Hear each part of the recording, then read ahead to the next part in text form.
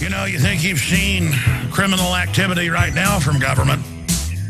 When societies follow this path, it only gets crazier until everything collapses. Think about history. Think about all the other governments and the corruption and the out-of-control behavior. Ceausescu would just turn the power off to the whole country to train everybody to accept being charged more, and he basically owned and controlled the power company. And then only the lights would be on in his palace. Just as a way to control people. They're now doing that here with this same mafia shutting down all the power plants that General Electric doesn't own so that they then make double, triple, quadruple the profits, just like Enron did in California using the environmentalist. These are criminals. Gerald Celente is with us till 40 after. Then the one, the only, Lindsey Williams joins us with some incredible breaking news. Gerald, you're right. The collapse is on. I wanted to bring this point to your attention.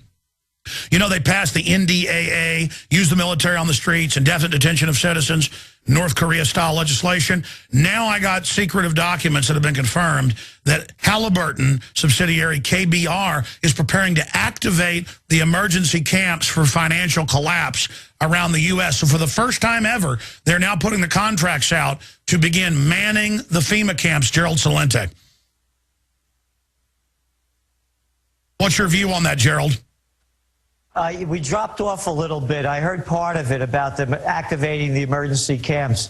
I totally believe that's the reason why they passed that legislation, which is going to be one of our top trends of 2012, economic martial law. I've been talking about this before it's happened. And what they're going to do is the European system's collapsing. It's collapsing. There's no way of saving it. The entire financial economic system is under collapse. In China, look, pick up yesterday's paper. Check out what's going on in Brazil. They were growing Alex at about 7.5%. They're down to 0. It's going to happen around the world. You look what's going on in China. Housing, 3-month slump, and it's declining like wildfire. Empty buildings all over. The bubble is bursted. There's no way of salvaging this. What I've said is that after the holidays, after they get the people to spend the money that they don't have on Christmas junk, they're going to pull the plug in the first quarter of 2012. When that happens, they are going to institute some form of martial law, economic martial law. And what that means is that you're going to see bank holidays, possibly dollar devaluations, some kind of draconian measures. As that takes place, remember now, all of these movements are heating up already. The Occupy movements, people are getting angry. They are and look what the goon squads do. You can see the perfect picture of the future by looking at that guy Pike, you know, the fat boy over there spraying little kids with pepper spray as he's shaking it up, with enough body armor on there, you know, to protect them from, you know, the Hulk. And by the way, he lost his house to the banker scams, but he doesn't even care, obviously. But it's worse than that. In Oakland and in L.A., they're taking them to the local, in the case of L.A., the Dodgers Stadium. They're actually doing the martial law drills. And it's worse than that. The Russians are saying get ready for war. The Pakistanis have thrown the U.S. out. There's nuclear warships cruising around threatening. All bedlam is breaking loose. The Iranians are threatening to block the Strait of Hormuz, just like you said in your trends for 2011 a year ago. The next great war, they always start a war. They always start a war after the financial collapse and after they milk the system and grab every dollar out of it and squeeze it out of the people. When there's nothing left to squeeze, they take you to war. They get you killed. And the Iranian one, that's the flashpoint. Look at what's going on. Add it up. Syria. It's collapsing. They have a huge amount of problems over there. The United States is supporting the anti-government movement, as is other European countries. And now Turkey's moving into that. Who is Syria's greatest ally? Iran. Look at the sanctions they're pushing on in Iran. This is a replay of World War II with Japan. Remember when they cut off Japan from getting oil supplies? The same thing is happening now in another scenario. Iran is the third. Anybody that has these many fingers can count that high. They're the third largest world oil supplier, behind Russia and Saudi Arabia. Now it's making it impossible for Iran to sell their oil. Stay there. Let's get your forecast straight ahead. By the way, it's in Reuters. It's admitted Western-backed rebels have blown up the main gas and oil pipeline into Damascus, Syria. So there, I mean, the war is on. They admit the West and Israel is bombing Iran, blowing up bases right now. I mean, it is on. This war has already started, and it's run by criminal banks that want to take your bank account. All right, it's our final segment with Gerald Celente, who I really appreciate in his busy schedule, giving us an update on MF Global now that Corzine has gone up and taken the fifth, because he knows nothing about what happened in the collapse. He was just the head of the company who had all the key federal regulators who were his former employees and who were invested with him. So, Gerald Celente, you've got hundreds of thousands of dollars missing. Now they're talking about $3 billion missing. And they're just saying, Congress is like, gee, how do we not have this happen again? There's no discussion of how dare you steal this money? How dare you destabilize everything? So here's my question, and you're getting into all the global destabilization in Iran. I want you to finish with that, Gerald. Then we've got the one, the only Lindsey Williams coming up with information that dovetails with all this from his inside oil company sources that have been proven to be very accurate. My question for you is, what's the end game? What's the method of the madness? Why do they think they can get away with this? I mean, this points towards they are just going to start a giant war. And as you said, they don't care because they run all the regulators, and they know the war is going to be so bad that people will just rally around the crooks instinctively, as they always do. I mean, this really signifies how incredibly reckless these guys are. Gerald Celente.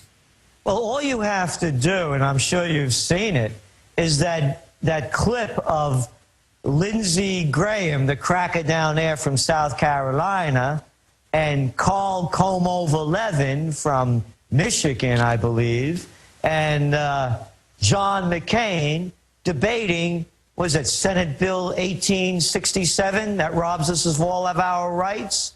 All you have to do is watch a video clip of these clowns blabbing their mouth off. They could only get away with that in their Senate chamber and a lot of guards around them.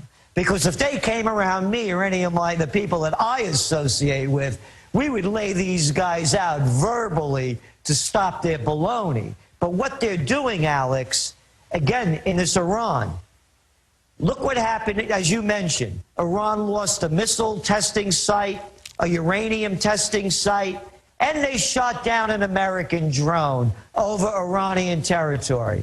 Could you imagine if an Iranian drone was over American territory? Oh, wow. Obama would be sending those missiles over there. The place would be blowing up. Oh, but it's okay for us to do it because, I'll tell you why, to answer your question. You have psychopaths in power.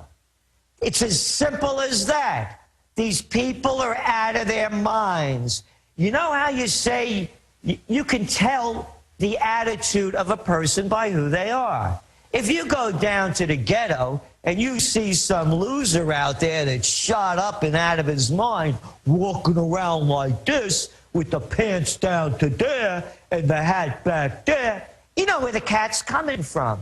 If you watch Lindsey the cracker Graham over there in South Carolina talking as he's weaving back and forth like this with his hands in his pocket, or Como-Levin telling us to jive, or McCain that's stiff as a board and you wonder if he has a brain left in his head, you can see who's taking us down the crapper. You get it? You have crazy people running the country. They're psychopaths. Well, you're right, and so that's where they're taking us. War, destruction, death, and they love the big crises. They've got the FEMA camps ready. They're publicly saying, I mean, Graham said, you bet we'll arrest citizens in America. You bet we'll kill whoever we want worldwide. I mean, he is crazy. I mean, some little weird, oily guy who's reportedly blackmailed because of his homosexuality just weaving around, sweating, going, "We bet we'll kill Americans." And then, I mean, you're right. And then Levin creeping around like Igor or something.